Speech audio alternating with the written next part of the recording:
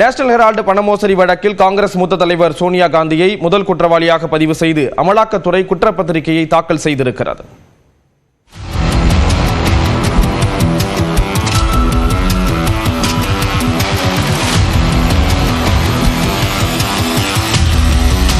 முன்னாள் பிரதமர் ஜவஹர்லால் நேரு உள்ளிட்ட சுதந்திர போராட்ட வீரர்களால் கடந்த 1938 ஆண்டு தொடங்கப்பட்ட நேஷனல் ஹெரால்டு இதழ் கடந்த 2008 ஆண்டில் கடன் காரணமாக மூடப்பட்டது.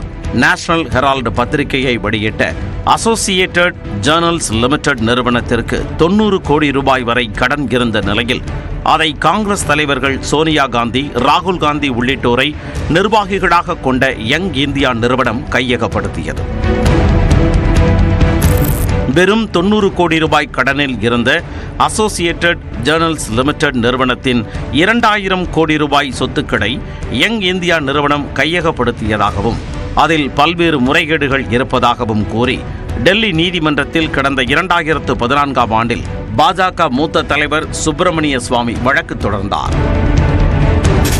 இதையடுத்து 2021 ஆண்டு இந்த வழக்கில் சட்டவிரோத பண பரிமாற்றம் நடந்ததா என்பதை அறிய அமலாக்கத்துறை விசாரணைக்கு உத்தரவிடப்பட்டது.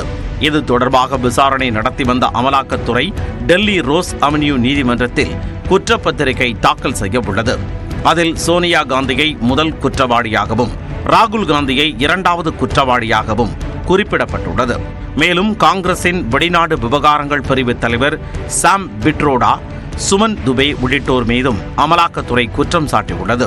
அசோசியேட்டட் ஜேர்னல்ஸ் லிமிடெட் நிறுவனத்தின் சொத்துக்களை யங் இந்தியா நிறுவனம் கையகப்படுத்தியதில் ஏறத்தாழ 988 கோடி ரூபாய் வரை முறைகேடு நடந்ததாக குற்றப்பத்திரிகையில் தெரிவிக்கப்பட்டுள்ளது.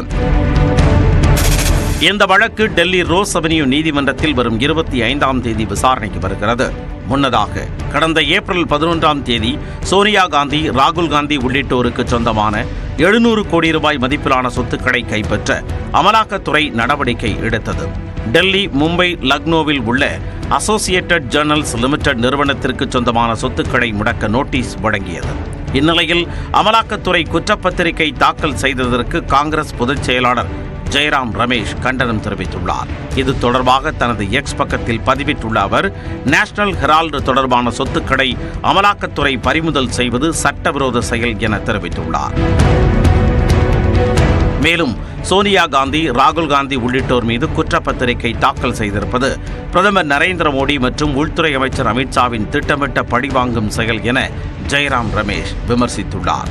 மேலும் மற்றொரு காங்கிரஸ் பொதுச் செயலாளர் KC வேணுகோபால் குற்றப்பத்திரிகையை கண்டித்து நாடு முழுவதும் உள்ள அமலாக்கத்துறை அலுவலகங்கள் முன்பு இன்று காங்கிரஸ் சார்பில் போராட்டம் நடத்தப்படும் என அறிவித்துள்ளார்.